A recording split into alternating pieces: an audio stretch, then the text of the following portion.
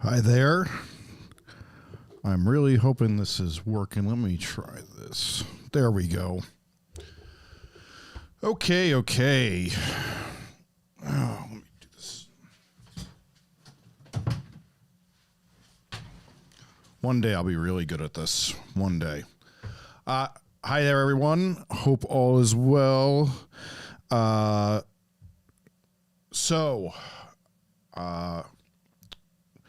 think first thing I want to say is obviously I hope you watched this week's video, which was on DistroVid. I think that's a really interesting thing that's happening with music video services. And yeah, particularly I am proud of the conversation we're having, those comments. I think people had a lot of interesting things to say. So yeah, but I'm psyched to talk to you about some news this week. I don't want to take too long to get into it like last week, since it seems the sound is actually working well this week. So I want to talk to you about a pretty cool thing. So United Masters, if you don't know who United Masters is, let me explain it like this. There is the DistroKids, the CD Babies, the TuneCores, Amuse, all that stuff where anybody can get distributed by them. Then there's an upper tier for DIY artists that have lots of things, like they'll pitch playlists for you, they'll get you brand deals, they'll help you with sync deals, they'll do all sorts of other marketing things. And those are like STEM and United Masters, Believe, and there's tons of others. So those are like a tier that's a little different than like the distributors that distribute the big labels like Red Eye and Fuga and all these huge distributors. So United Masters is one of the newer ones. They're trying to revolutionize what it looks like for musicians and like really like make something a little bit more cool. And well, maybe cool is not the thing. They're trying to do something a little more futuristic. You know, one of the things that you learn in entrepreneurial talks is that so like the older a company is, the slower it moves. And that's like just basically a thing that like almost no one ever can defy.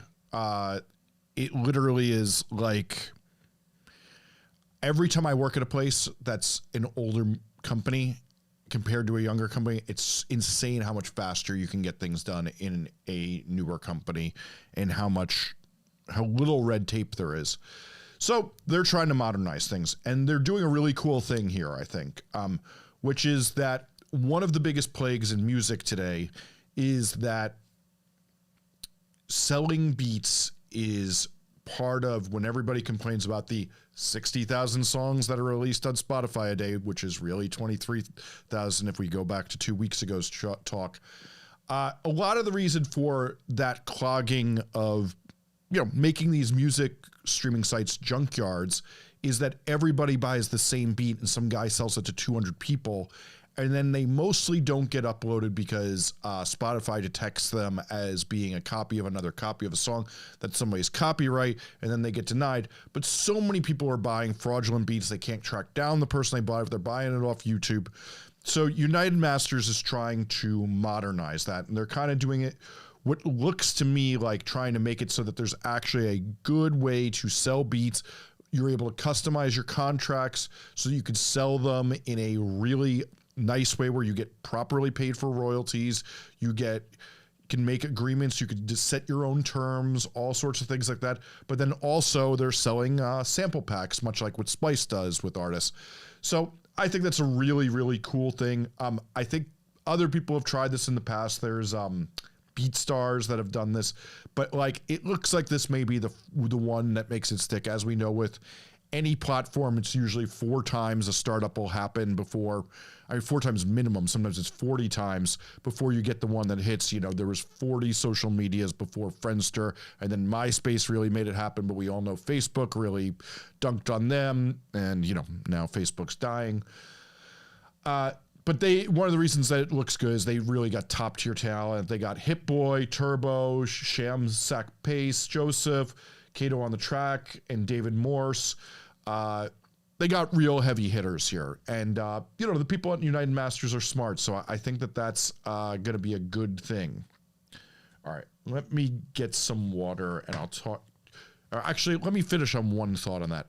Particularly why I think this is good, though, is one of the biggest problems we have in music is, I've said this in videos before, is that so many people learn to be predatory in the music business.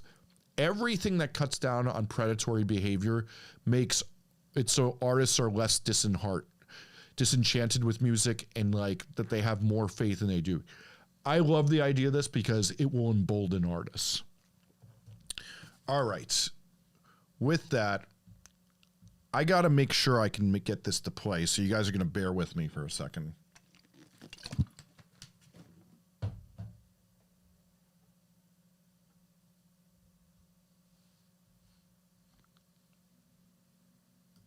Numbers don't.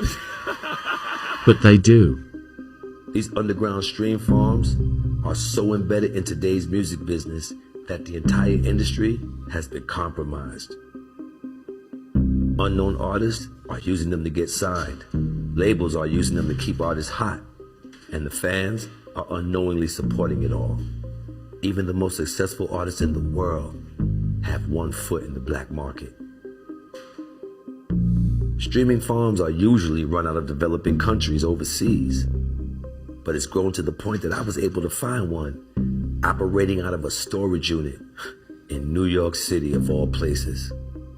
So a recording artist will come to you and pay you to sit here and stream their music to run the numbers up. Yep, yeah, just basically just run the numbers up. Some people will ask for 100K, 200K, just to get really the appearance of their music to look good when people go to their page. Oh, this song has X amount of plays, let me listen to it. I wanted to come to you and buy 100,000 streams. How much would that, what would that look like? Typically probably around $1,500. Wow. Streaming farmers are the engine of a booming black market, where music artists are faking their way to the top of the charts. How do your clients find you? Most of it's just word of mouth through referral services. Maybe it's a label or coming to me, and they're giving me a lot of business with all their clients. You've had A&Rs and labels come to you? Yeah. You've seen some of these prominent artists, like French Montana, for example. I think maybe last year had a song ripped down, and that was a whole big Twitter thing, and it kind of got a lot of eyes on big artists using these farms. French Montana got caught up in a scandal when fans alleged that bots had hacked their Spotify account to rack up streams of his music. Then G-Eazy's management got caught red-handed in a leaked phone call. Maybe they don't know about all this stuff, but they know. Hey, these motherfuckers, they know. Men lie, women lie, numbers don't. But they do. Okay, so let's discuss what's happening here. That's Michael K. Williams. You, I hope, know him from The Wire. He sadly died this year. He has this show called Black Market on Vice, and it talks about black markets where you could buy stuff. This episode is phenomenal. If you have access to Vice on your Apple TV, Roku, or whatever, can't recommend it enough. It's really interesting. There's a lot of stuff about sneaker trade, bots, all sorts of stuff on there. But so here's what I want to say. And I have a lot to say on this. And I also want to say, we are here today for a good time, not a long time. I only got 2 tiny things to talk about after this, so it's going to be all answering questions. So if you got questions, I already see them piling up in there. Be sure to keep those on your mind, because I'll scroll back and I'll find them. But we're going to be answering questions until we run out of questions. And then whatever comes first, whether that's 7 o'clock or I run out of questions or you guys run out of questions, that's how long we're going to be here today. But it's mostly going to be questions, because after I do this rant, I'm moving to 2 tiny things and then we're out. Anyway, so these bot farms. So here's what I would first like to say is, I feel like my TikTok and my YouTube comments are filled with people who don't believe that any artist in the history of the world has ever made it without bots. I feel like it is so overblown. People make this that it's everything all the time and that this is the game, and that could not be further from the truth. Right now in the music business, one of the biggest conversations that happens, not in circles you guys are probably in, but in circles that like nerds going to conferences are in, and boardrooms, is that all of the streaming services are paying services to do detective work to find these people out and get rid of them. Because if you really think about it, I know musicians are always the biggest victim, rightly so, in just about every streaming discussion. But you know the one exception? That's here, because all those streaming farms cost Spotify money because they pay out royalties to the artists that are inauthentic. So all of these companies are hiring outside companies that have been formed who are learning software to detect when there's inauthentic behavior within the system. And so this is like the biggest business. Like right now, if you're some data nerd and you're looking to make serious paper fast, start figuring out how you detect inauthentic streams and build algorithms around it, and you will be the most paid person in music today. Because this is about to be the biggest business there is. Everybody's going to buy up whichever startup does it best. All of them will get acquired that do it well, and that will be a thing. But truly, what we're going to see, because now that these streaming sites are having biggest numbers, there was a really interesting thing this week. All the major labels released their earning numbers. And what did they tell everybody the reason their earnings numbers were up so much? Like, I saw Warner, my former employer, was up 10% over the last quarter last year. 10% growth for a corporation like that is insane. But what did they blame it, or what did they say it was from? Mostly that's streaming, and so many more people are using streaming. Streaming is growing so fast.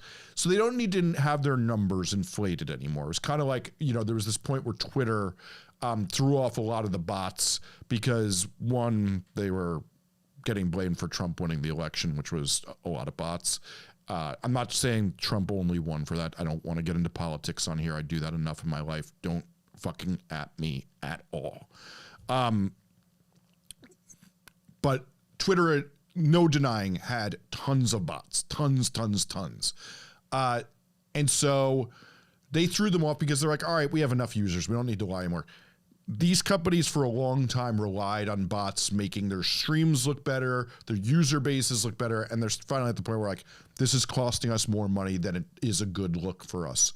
So it's time for the bots to go, and we're in this era. Now, when I say that it's time for the bots to go, it's already been time for the bots to go.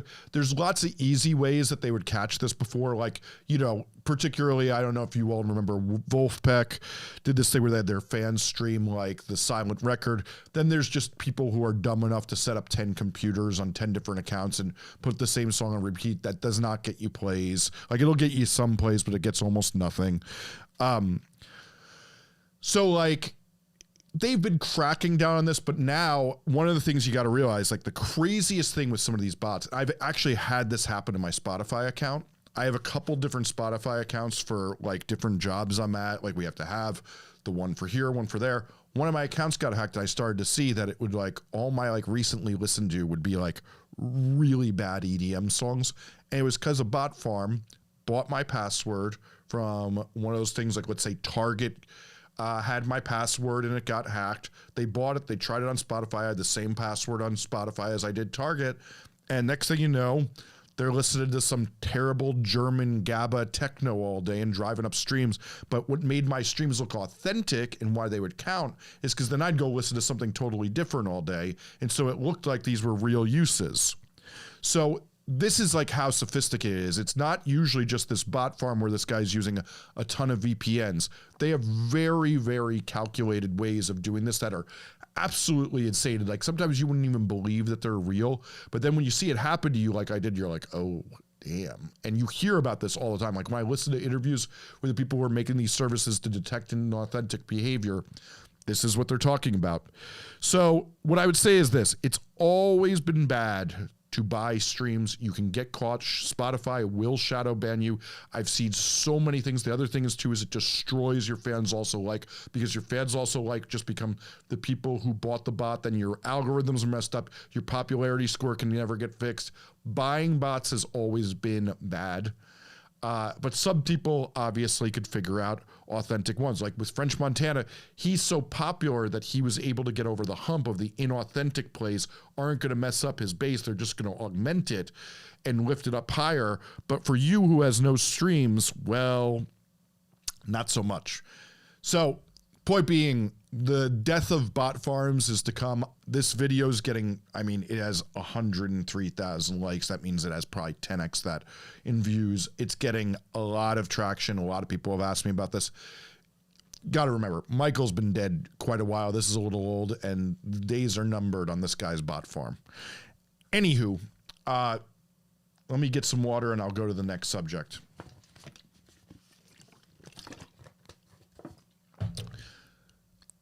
So the next subject is that the how the iPod changed everything. It's a really good article on Music Industry Blog .wordpress.com.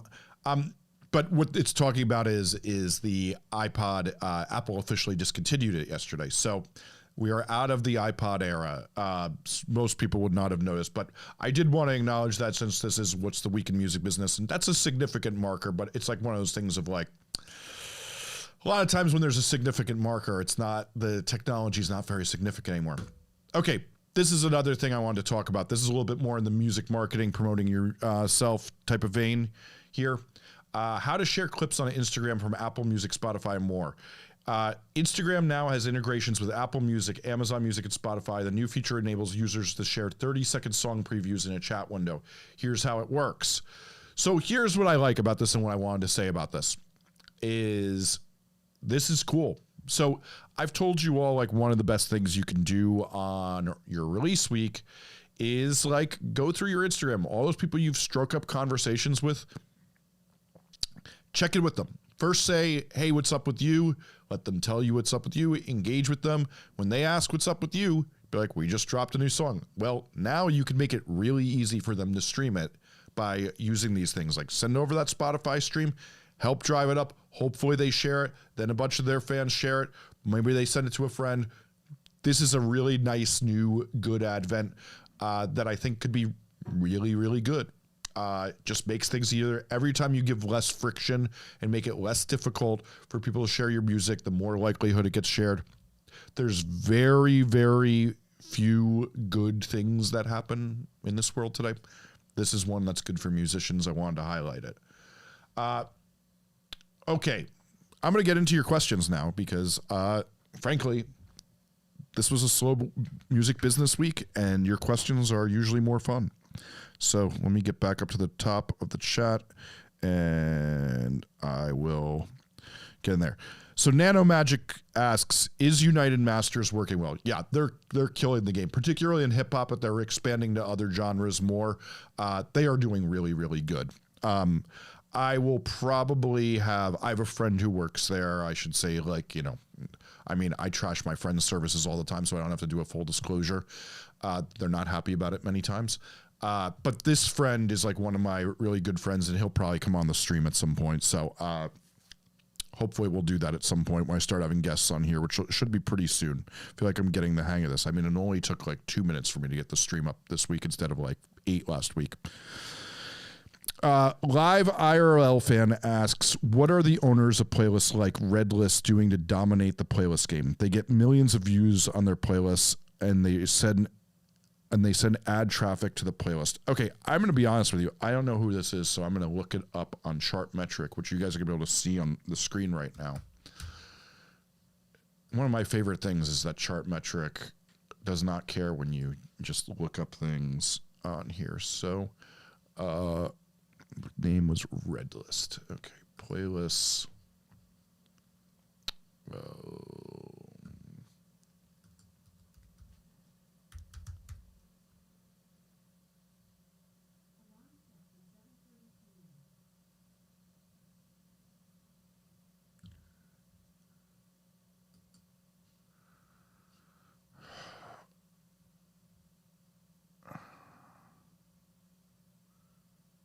Not seeing this be that big a deal. I mean, yeah, this isn't.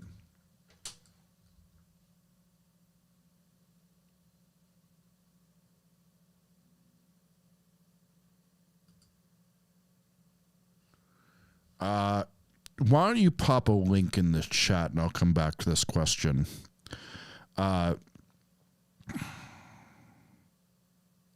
So Felix Rocho, I'm sorry if I butchered that. Question: when releasing singles using the waterfall method, do the likes on Spotify for the old tracks or the old releases stay for the re-uploaded tracks? Well, technically you shouldn't be re-uploading for the waterfall method. You should just be packaging. If you look at the FAQ of your aggregator, it should tell you how to do that. But yes, even if you pull songs down, the songs stay in the release because songs are technically categorized by the ISRC number, which stays the same if it's the same master. So you have no problem in that background. It's the same way.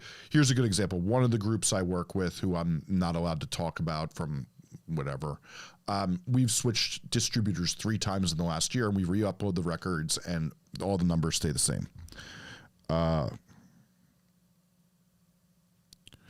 Okay, Nano Magic wants to know, even if you paid for an instrumental, you should still be giving royalties to the producer. So this is the thing. Every agreement is different. Some people just sell and say flat out it's it. There's technically some legality here that, like, I'm not a lawyer, so we're not going to quote me on this. But what we are going to do is we're going to say, I know there is certain laws that unless you get a contract that gets a waiver, a person could sue for their standard rights as a performer / songwriter on a track. So if I sold you a beat for $100 and you didn't give me the royalties of a certain type of royalties, which I think is like the publishing, the mechanical, there are actual US laws that say you have to pay me. I could sue you unless you get a contract from me that says, I don't owe you anything. A good example is I commission composers all the time to score music for podcasts. I have to get contracts from them that say, I'm never going to ask for royalties. You paid me to just make a song. I am not owed anything. It's called a work for hire agreement. Okay. Shadow XXS6. Any thoughts on doing shows as a producer? Is it better to build up through DJing small shows or focus on production and start playing shows when asked? I'm going to need you to tell me like your micro genre and tell me a little bit more about this because there's different rules for things. So hit that in the comments. I'll come back to here. Live IRL fan asks, what about on YouTube? How are networks like Redlist, YT, it's the Redlist thing again, send me the red list and send me YT Rocket downstairs, down in the comments so I can look at this. Geranium Drive says, what's good, Jesse? I live in a city with a lot of bands, which makes getting gigs rather competitive. Do you have any advice on booking better shows, festivals? How do you stand out to bookers? Yeah, I mean, I actually made a video on this, but like truly the thing, and I should make a video on this, is, you know, one, in that video, I talked about magnet clubs. I'm not going to go over that video wholly again. It doesn't even have a lot of plays. Just go stream it. But one, play in the magnet clubs system. Learn your local magnet club system. There's one in almost every city. 2, make sure you're doing the right balance of how often you play. 3, make your shows bigger events. Always. The worst thing you could do is play really diverse shows. No one likes diverse shows. They like when it's a general vibe through the whole night, and try to find how you do a general vibe through the night. Talk to groups from out of town that have some buzz, play with them, do everything you can to make the whole night synergistic. If your audience wears a lot of jewelry, have a jewelry dealer there too. If DJ the right music in between it, try to make the night a thing.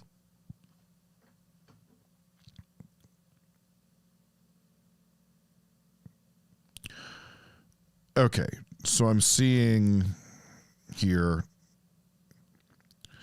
Aradonis Music says, no more iPods. What about my Pono player? We went over that 2 weeks ago, I believe. No more Pono player for you. Okay, Red List is on YouTube. It's a YouTube playlist. All right, let me get over there. Actually, let me try this instead.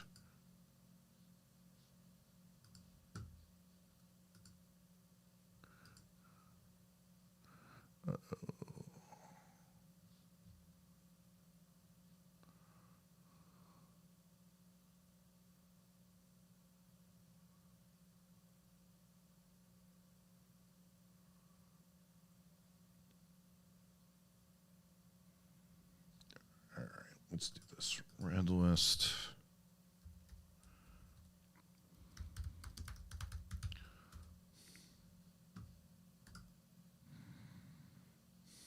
If you songs you're willing to release, great. You have a long runway. I would do 6 at minimum if I was having my way, but most people think I'm insane when I say that. Shadow XXS6 says the genre is tech based. Okay, this is back to that earlier question about building a following as a producer. It's bass tech house with urban influences, accessible sound, but also unique. We live in the Netherlands, have a scene, but not as good as Germany or LA, for example. Okay, so the biggest thing in dance music is trying to find a city where people travel to where you can have a night, and creating a night, and that gets you invites. The nice thing about dance music compared to rock music, let's say, is that if you create a cool night, people will come out to your night who are also cool and into that. They will hear about it if you promote it in your community, resident advisor, whatever it is. And then after that, other DJs will come, other promoters will come through, and you'll get invited to go to other places. The key is just doing it in a city, even if it's once a month, and staying at it. I mean, it's so much better than rock touring. Oh, the music is playing. You can't hear me.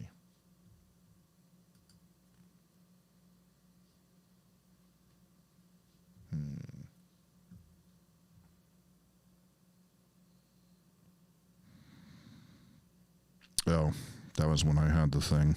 Great.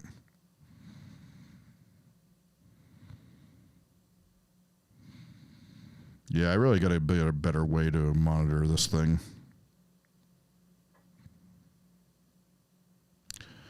Yeah, I have the live chat running on here, but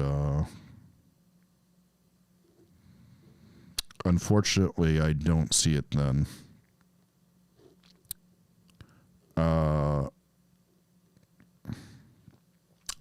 Yeah, well, clearly I need to have a present live chat and a way to scroll through the chat.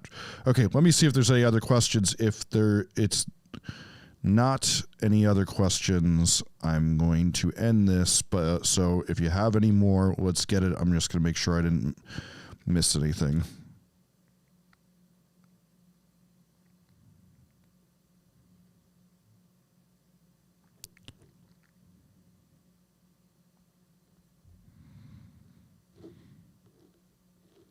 Okay, if you guys don't have anything else, I'm going to get out of here.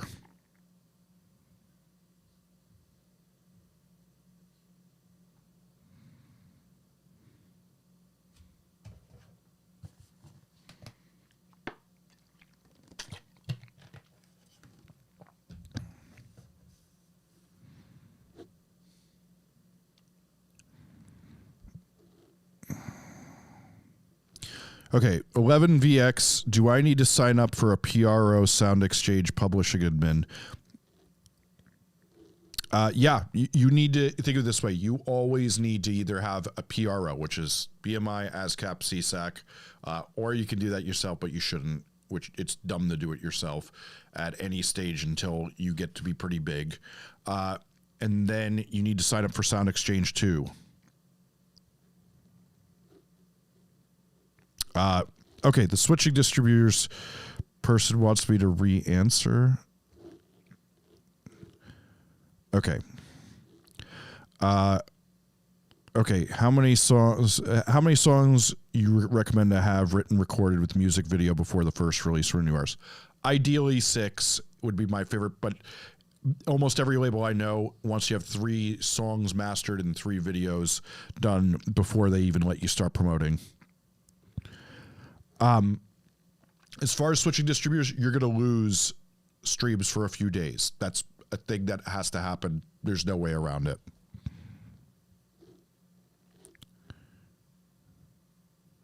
I see a beer Bizwaz says you're currently learning how to code and become a blockchain engineer to catch the wave when artists drop NFTs. Well, I wouldn't limit that to NFTs. You know, one of the biggest things with blockchain is going to be royalty distribution and accounting and credits, things like that. There's so much to it. Shadow XXS6 for the night. Just host it yourself, but have guests come through. That's the other way too. Is like, you know, what's nice is if you could have guests and make friends of people in your community, use that to your advantage. Nano Magic asks what I recommend Music Masters. I don't know what that is. Let's see what Music Masters is.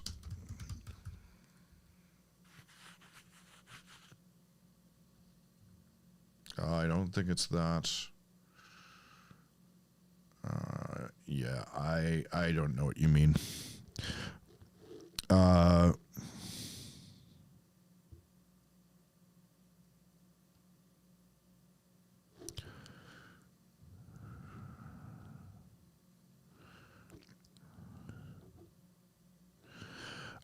Louis Luzuka says, what are your thoughts on the new TikTok Pulse helping artists getting paid over 100K?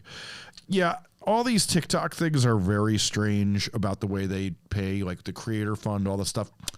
I don't really know what to make it. I don't have anything interesting to say there, sadly. Colin Hodges Groovy Music. When submitting to Playlist Pitch, or is this corny? Just see how can I hire you to master my next couple singles. Playlist Pitch, some people really like. It's all about how much you value your money, because some people feel like it's throwing money at a wall. Some feel like it's way too broad, but some people like it. And yeah, if you just Google Jesse Cannon Recording Studio, you can find my office manager's email who will schedule you to master things.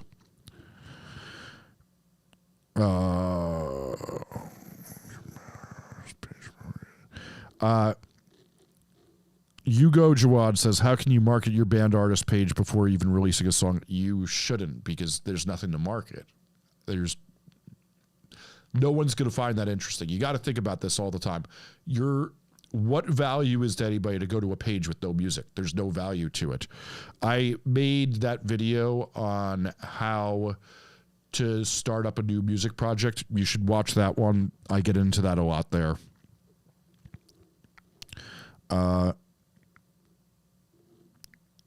Okay, Mr. Tuber909 says, could you talk about what those companies like Stem and Believe do? Do you pay them? Do they need to believe in your music? Yeah, so think of it this way. None of those usually take anybody that doesn't have a couple 100,000 streams or like have something really going for them. You have to submit to them. They have to approve it. Then they're going to take a percentage in exchange for the playlist pitching and all the things. Somewhere between 5 and 20%. All different deals. They all have different things that appeal to different people. A lot of the people I work with in my consults use them. It's in general, you want to be taking the jump. 99% of artists, if you're on TuneCore or DistroKid, you want to take the jump to a United Masters, a Stem, a Believe, or any of the other distributors that will do a deal with you for that type of stuff.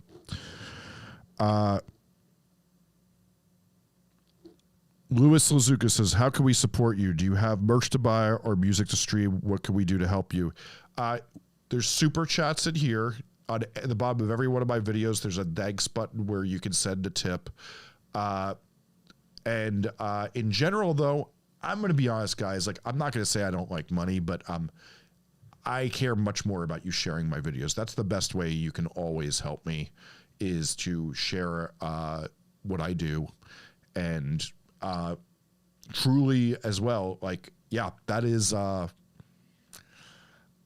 care about this spreading. I have a fantastic day job.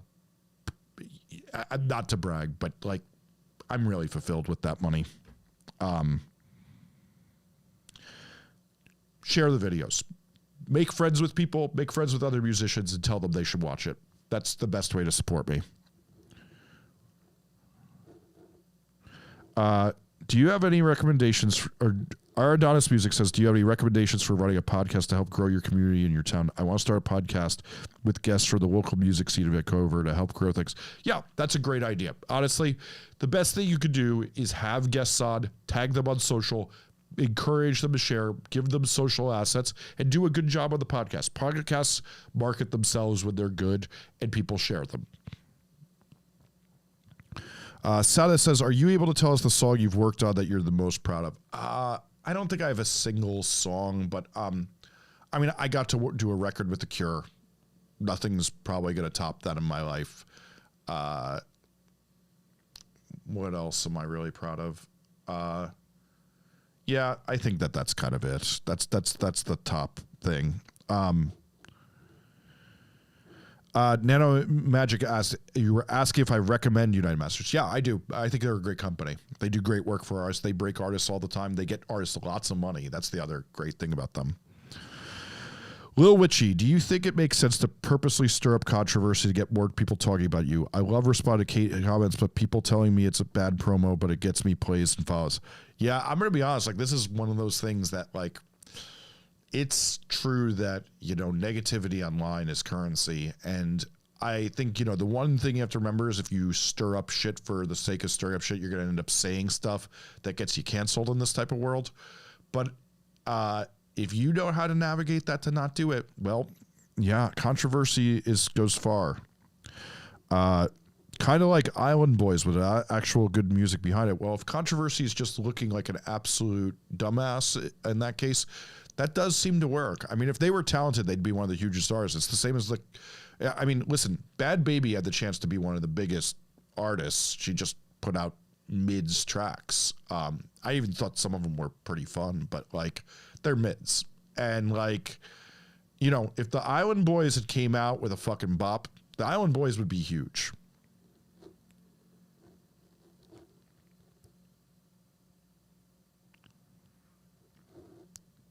Thanks, Dan. Appreciate that. So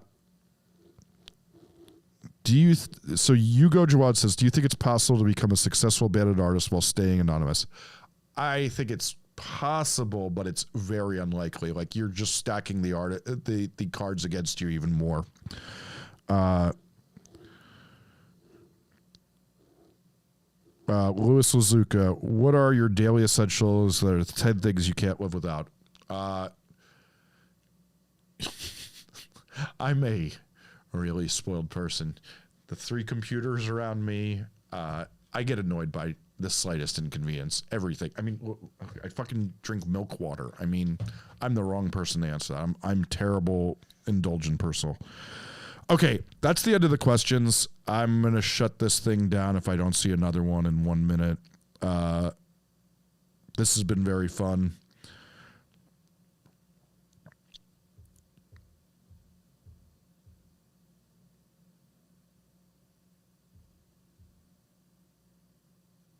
Okay, Nano Magic, what book about music marketing, music industry would you recommend apart from mine? Yeah, I've said this before. Ryan Holiday's Growth Hacker Marketing. It takes, I think the audiobook's 2 hours and change. You can go on a long walk and you'll get so inspired. It's not specifically about music, but the reason I wrote my book is I hated every music marketing book. The reason I wrote my book on creativity in music is no one wrote about the subject. I mean, there's no other book that's about the subjects, process, and creativity or about. I wrote those books because everything is bad. The Donald Passman, Everything You Want to Know About the Music Business is more about music business law. It's a good read. It's good to know. But yeah, I have nothing nice to say about any of those books. That's why I wrote a book.